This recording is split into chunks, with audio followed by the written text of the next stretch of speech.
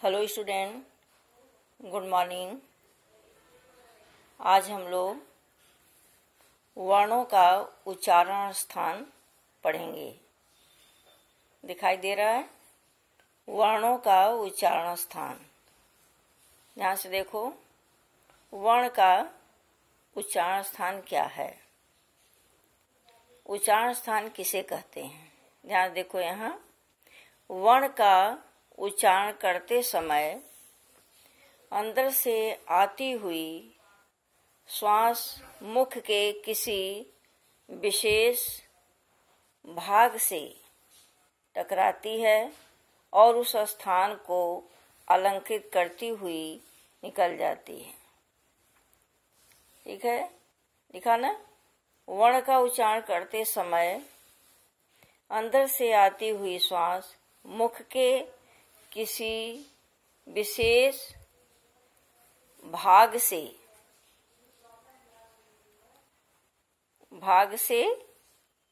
टकराती हुई उस स्थान को झंकृत करती है और निकल जाती है।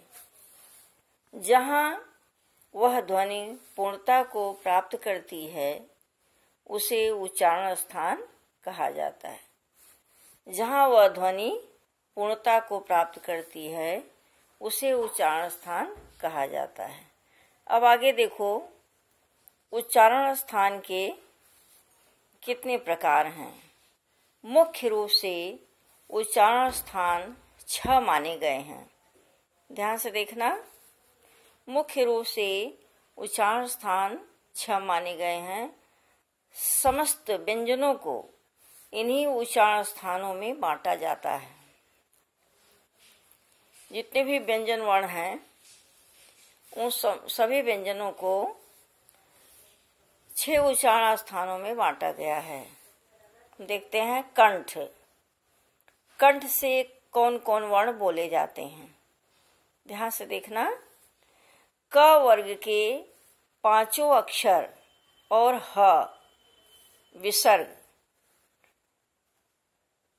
यहाँ दिखाई दे रहा है। कंठ से बोलने जाने वाले कौन वर्ण हैं। क वर्ग के 5 अक्षर ह और विसर्ग, ये कंठ से बोले जाते हैं। इनके उच्चारण में जीभ का पिछला भाग गले को छूता है। इन वर्णों का उच्चारण स्थान कंठ है। ठीक है, क वर्ग के 5 अक्षर ह और विसर्ग, ये कंठ से बोले जाते हैं। तालु। तालु देखो क्या है, कौन कौन वर्ण हैं जिनको बोलने में जीभ हमारी तलवे को छूती है। तालु को च वर्ग के अक्षर, जो च वर्ग के अक्षर हैं, च छ ज झ ञ और य और श, इनके उच्चारण में जीभ मुंह के ऊपरी हिस्से से टकराती है, अतः इनका उच्चारण स्थान तालु है। ठीक है, आगे देखो, ग। ग क्या है, ओष्ठ। तीसरा, पहला हम लोगों ने देखा कंठ, कंठ से बोलने जाने वाले कौन कौन वर्ण हैं। दूसरा, तालु, जिसमें तालु का प्रयोग होता है, वह कौन कौन वर्ण है। च वर्ग के वर्ण हैं और य और श। तीसरा है ओष्ठ। प वर्ग के, प वर्ग माने प फ ब भ म, प वर्ग के वर्णों को उच्चारण करने में ऊपर नीचे के होंठ आपस में टकराते हैं। समझ में आया।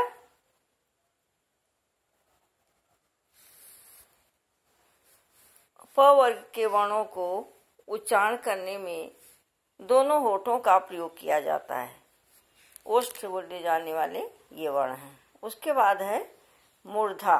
मूर्धा देखो क्या होता है। मूर्धा का स्थान दांतों के पिछले हिस्से की ऊपर की जगह मानते हैं। मूर्धा क्या है, मूर्धा का स्थान दांतों के पिछले हिस्से की ऊपर की जगह है। री, ट, ठ, ढ, अड़, र और श इन वर्णों का उच्चारण स्थान मूर्धा मानते हैं। जब हम री बोलते हैं, ट, ठ, ड, ढ, अण बोलते हैं, र बोलते हैं और श, तब जीभ जो है मूर्धा को टच करती है, स्पर्श करते हुए ये स्वर निकलते हैं, ये वर्ण निकलते हैं। उसके बाद है दंत। देखो किन वर्णों का उच्चारण हम जीभ हमारी जब दांतों को छूती हुई उस ध्वनि को निकालती है, वह कौन कौन वर्ण है। जब जिह्वा माने जीभ, जब जिह्वा दांतों से टकराती है, अर्थात वर्णों का उच्चारण दांतों की सहायता से किया जाता है। यह वर्ण है त वर्ग के वर्ण, त, थ, द, ध, न, ल और स। ये जीभ और दांत का प्रयोग होता है त वर्ग के वर्णों में। ठीक है। उसके बाद है नासिका। देखो कुछ वर्ण ऐसे होते हैं जिनके उच्चारण में जिह्वा मुख के भीतर विभिन्न भागों से टकराती है तथा साथ ही साथ नासिका भी उसमें कार्य करती है। नासिका, नासिक वर्ण। नासिक वर्ण कौन कौन है? ऐसे वर्ण जहाँ जिह्वा मुख के भीतर विभिन्न भागों से टकराती हुई तथा साथ में नासिका का भी प्रयोग किया जाता है। आगे देखो, जैसे ङ, ञ, ण, न और म।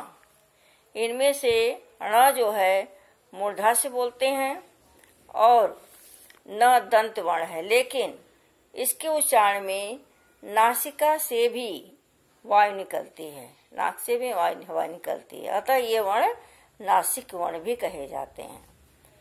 अब आगे हम देखते हैं जिन वर्णों का उच्चारण दो स्थानों से एक साथ होता है, ऐसे कौन कौन से वर्ण हैं, तो उसको कहते हैं संयुक्त उच्चारण स्थान। संयुक्त उच्चारण स्थान क्या है? कुछ वर्ण ऐसे होते हैं जिनके उच्चारण में दो अलग अलग स्थानों का एक साथ प्रयोग होता है, अर्थात एक अक्षर दो अलग अलग उच्चारण स्थानों से एक साथ बोला जाता है, उसे संयुक्त उच्चारण स्थान कहते हैं। संयुक्त उच्चारण स्थान तीन प्रकार के माने गए हैं। सबसे पहले है कंठ तालु। ऐसे वर्ण जिनका उच्चारण कंठ और तालु से एक साथ होता है। देखते हैं आगे, ए और ऐ स्वरों का उच्चारण करने में कंठ और तालु दोनों स्थानों का प्रयोग होता है। दोनों उच्चारण स्थानों के मेल होने के कारण दोनों स्वरों को कंठ तालव्य वर्ण कहा जाता है। ठीक है। ए और ऐ दोनों स्वरों का उच्चारण स्थान कंठ और तालु है, इसलिए इन दोनों स्वरों को क्या कहते हैं? कंठ तालव्य। दूसरा है कंठोष्ठ, अर्थात ऐसे वर्ण जिसका कंठ और ओठ दोनों से एक साथ उच्चारण हो। ऐसे कौन कौन है? ओ और औ। ओ औ स्वरों का उच्चारण कंठ और ओठ दोनों से होता है, अतः इन वर्णों को कंठोष्ठ वर्ण कहा जाता है। ठीक है। तीसरा है दंतोष्ठ। ध्यान से देखना बच्चों, व और फ व्यंजन वर्णों को बोलने में दांत और ओठ दोनों का प्रयोग एक साथ किया जाता है, अतः इन्हें दंतोष्ठ व्यंजन कहते हैं। तो आज हम लोगों ने देखा कि उच्चारण स्थान क्या है और उच्चारण स्थान के कितने भेद हैं। या आगे देखा संयुक्त उच्चारण स्थान क्या होता है, उसके कितने भेद हैं। आज जो कुछ भी हमने पढ़ा बताया तुम लोगों को, आशा है मुझे कि तुम लोगों को समझ में आया होगा। जो भी बातें, जो चीजें समझ में ना आए उसको पूछना। आज जो समझाया उससे संबंधित कुछ प्रश्न दिए जा रहे हैं, उस प्रश्न का उत्तर लिखकर मुझे जरूर दिखाना। लिखने में शुद्धता पर ध्यान दो, सुंदरता पर ध्यान दो और लिखकर मुझे दिखाया करो। ठीक है? तो आज का प्रश्न है, उच्चारण स्थान किसे कहते हैं? कंठ तालव्य को स्पष्ट करो। तीसरा क्वेश्चन है, दंतोष्ठ क्या है? इन तीनों प्रश्नों के उत्तर लिखना और हमें दिखाना। ठीक है? अगले दिन हम लोग नए टॉपिक के साथ फिर मिलेंगे। Thank you student.